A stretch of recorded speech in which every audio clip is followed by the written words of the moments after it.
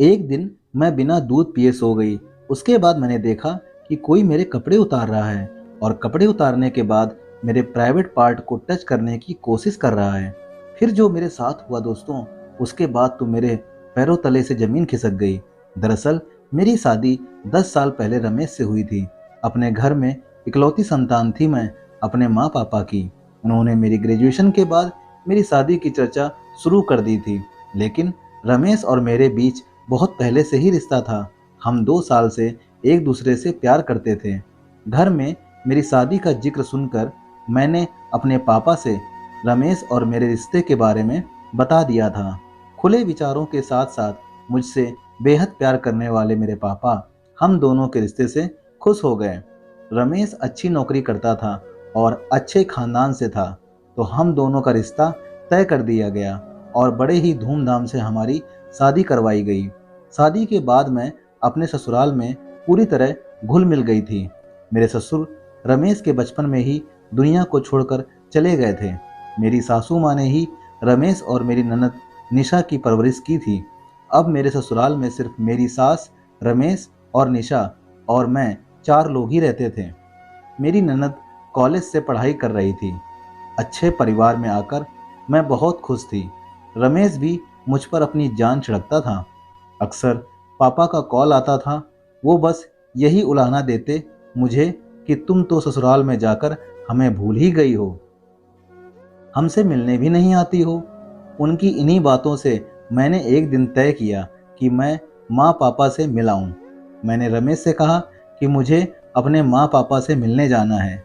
ये सुनकर रमेश ने तुरंत हाँ बोल दिया और कहने लगा कि मैं ऑफिस जाते हुए तुम्हें छोड़ जाऊंगा और आते समय ले आऊंगा।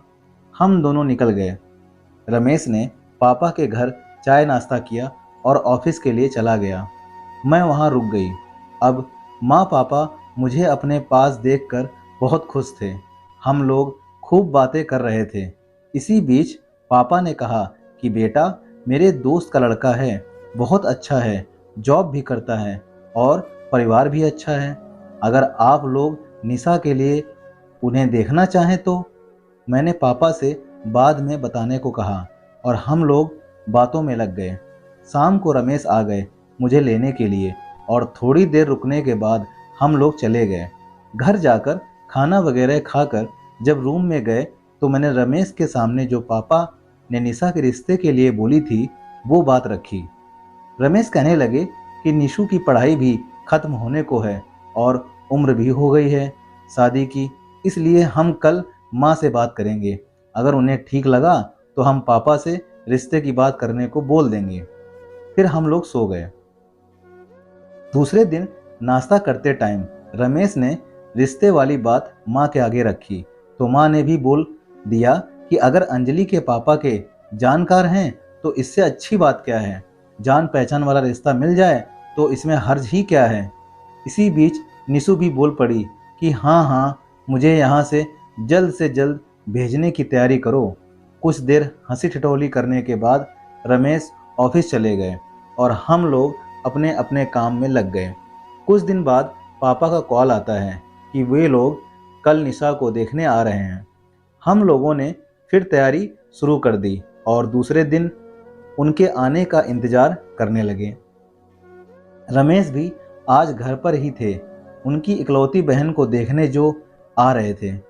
फिर उन लोगों ने दस्तक दी और सब ने निशा और परिवार को बहुत पसंद किया और लड़का देखकर आने के लिए निमंत्रण देकर चले गए।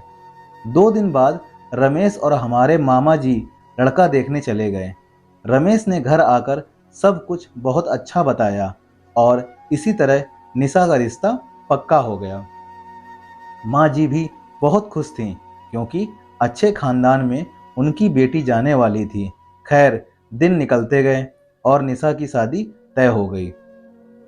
अब शादी में थोड़े ही दिन बचे थे, इसलिए सब लोगों में तैयारी को लेकर हड़कंप मचा हुआ था। हो भी क्यों ना, घर में जब एक लड़की की शादी हो तो तैयारियां भी बहुत करनी पड़ती हैं। घर में मैं इकलौती बहू होने के कारण सब कुछ मुझे ही संभालना था, इसीलिए दिन भर काम में बिजी रहती थी। धीरे धीरे शादी के दिन बिल्कुल नज़दीक आ गए। अब शादी में सिर्फ 2 दिन बचे थे। निशा की हल्दी हो चुकी थी और आज मेहंदी की रस्म थी। सब कुछ अच्छे से हो रहा था। खैर, 2 दिन बाद आज शादी का दिन आया। मेहमान आना शुरू हो गए थे। शाम को बारात आनी थी। सब लोग तैयारियों में जुटे थे। इसी बीच माँ जी की तबीयत खराब हो गई अचानक से। आनन फानन में उन्हें हॉस्पिटल लेकर जाना पड़ा। डॉक्टर ने कहा कि इन्हें टेंशन लेने की वजह से माइंड अटैक आया है। फिलहाल घर ले जाइए और दवाइयाँ दी गई हैं जो उन्हें रेगुलर दीजिए और कोई टेंशन ना लें, इस बात का खास ख्याल रखिए। एक बार के लिए तो घर में मातम सा छा गया था, क्योंकि अचानक यूं माँ जी की तबीयत खराब देखकर आखिर उन्हें टेंशन होना भी जायज़ था, क्योंकि एक बेटी जब विदा हो रही हो और उसके पिता उसे आशीर्वाद देने के लिए दुनिया में ना हो तो। खैर, अब सब लोग चैन की सांस ले चुके थे, क्योंकि माँ जी सही सलामत घर पर आ चुकी थीं। फिर शाम का समय हुआ और बारात आ चुकी थी। अच्छी तरह से सब रस्मों रिवाजों से निशा की शादी संपन्न हुई। अब विदाई का समय था। सब लोगों के चेहरे उतरे हुए थे, क्योंकि घर से बेटी विदा हो रही थी। फिर निशा की विदाई कर दी गई और हम लोग सब काम समेटने में लग गए थे। सब काम निपटाने के बाद सब लोग सो गए, क्योंकि थकान ने सबको घेर रखा था और मेहमान भी जा चुके थे।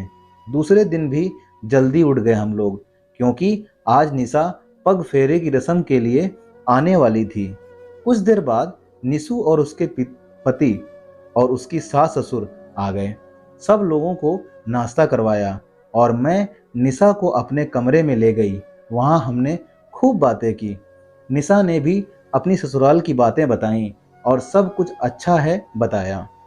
कुछ देर बाद निशा के वापस जाने का समय हुआ और वो लोग चले गए। कुछ दिन यूं ही निकलते रहे। आज घर में सब लोग बहुत खुश थे, क्योंकि मैं माँ बनने वाली थी।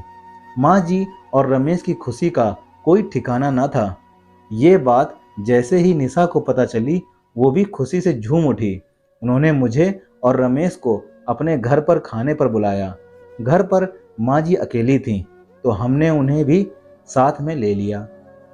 सब लोग निशा के ससुराल पहुंच गए।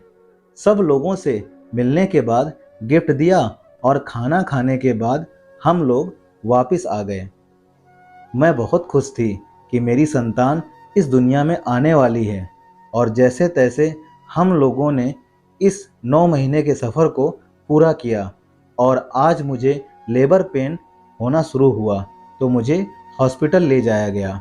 वहाँ एडमिट करने के बाद मैंने एक प्यारे से बेटे को जन्म दिया। सब लोगों की खुशी का ठिकाना ना था। निशा का परिवार भी आ चुका था वहाँ। निशा ने भतीजा होने की खुशी में सबको मिठाई बांटी।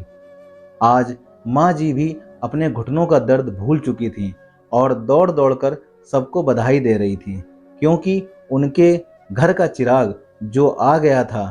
खैर, मेरे बेटे का नामकरण किया गया और अक्षय का नामकरण किया गया। जैसे जैसे दिन निकले, आज अक्षय पूरे 1 साल का हो चुका था। जन्मदिन की तैयारियां होने लगीं। सब लोग बहुत खुश थे। मैं भी बहुत खुश थी, क्योंकि आज मेरे बच्चे का जन्मदिन था। आज पड़ोस के बच्चे भी आ चुके थे। केक काटा गया और एक मिनी पार्टी की एंजॉय करने के बाद सब लोग अपने घर चले गए और हम लोग सो गए। किसे पता था कि आज इतनी खुशियां मना कर सो रहे हैं, लेकिन कल का सवेरा काला दिन होगा। दूसरे दिन रमेश ऑफिस के लिए निकल गए, लेकिन शाम को बहुत देर हो गई थी, पर अभी तक रमेश घर नहीं लौटे थे। घबराहट के मारे रमेश के ऑफिस में कॉल कर ही रही थी कि पुलिस के साथ रमेश की डेड बॉडी घर में आई। मैं उसी समय बेहोश हो गई। जैसे तैसे होश में लाया गया और भगवान के इस फैसले को मंजूर करना पड़ा। रमेश को गए हुए 2 महीने हो चुके थे। अब घर में सिर्फ अक्षय और माँ जी के साथ मैं रहती थी। प्राइवेट स्कूल में बच्चों को पढ़ाकर मैं घर चलाने लगी। मेरी तबीयत भी ठीक न रहती थी और माँ जी भी बिस्तर में पड़ चुके थे। इसलिए घर में काम करने के लिए एक नौकरानी को रख लिया। कुछ दिन तो सही निकले, लेकिन उसके बाद मेरे साथ कुछ अजीब सी हरकत होने लगी। रात को मैं इतनी गहरी नींद में सो जाती कि मुझे जरा भी खबर ना होती कि क्या हो रहा है क्या नहीं। सुबह उठकर देखती तो मेरे कपड़े भी सही नहीं होते और बाल भी बिखरे हुए होते थे। कई बार तो बिस्तर भी उथल पुथल होता था, लेकिन मैंने इसे गंभीरता में नहीं लिया, क्योंकि अक्सर नींद में हम खुद ही कई बार ऐसी हरकतें कर जाते हैं। कुछ दिन यूं ही निकले, लेकिन अब तो ये काम रोजाना का हो चुका था। रात को अच्छी भली सोती थी और सुबह जब उठकर देखती तो खुद को एक अजीब सी हालत में पाती थी। कभी कभी तो मुझे मेरे प्राइवेट पार्ट में भी दर्द महसूस होता था। अब मुझे ये मेरा वहम नहीं लग रहा था। मुझे समझ आ चुका था कि कोई तो ऐसी बात है जिससे मैं अनजान हूँ। आखिर मैं अब शक करूँ तो भी किस पर करूँ? घर में मर्द जात में सिर्फ अक्षय था। मेरी सास बिस्तर में पड़ी थी और नौकरानी तो बेचारी खुद एक औरत थी, और जो हरकतें मेरे साथ हो रही थीं वो एक औरत की नहीं थीं। मैंने माँ जी को ये सब बताने का सोचा। मैं जैसे ही उनके कमरे में गई, वो मुझे देखते ही रमेश को याद करके रोने लग गईं।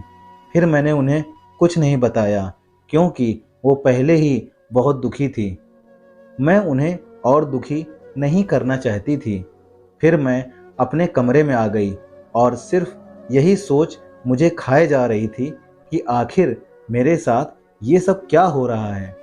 फिर मैंने गहरी सोच में जाकर विचार किया कि मैं ऐसा क्या खाती पीती हूँ जिससे मुझे इतनी नींद आ जाती है। तब मेरे दिमाग में आता है कि हमारी नौकरानी मुझे दूध देती है सोते टाइम। मेरा मन नहीं होता है, फिर भी वो मुझे जबरन दूध पिला देती है। मेरा शक हमारी नौकरानी पर जाने लगा, लेकिन फिर मैं सोचने लगती कि वो तो एक औरत है और औरत ऐसे काम कैसे कर सकती है। वो भला मुझसे क्या चाहती होगी। मैंने इन सब का पता लगाने का सोचा।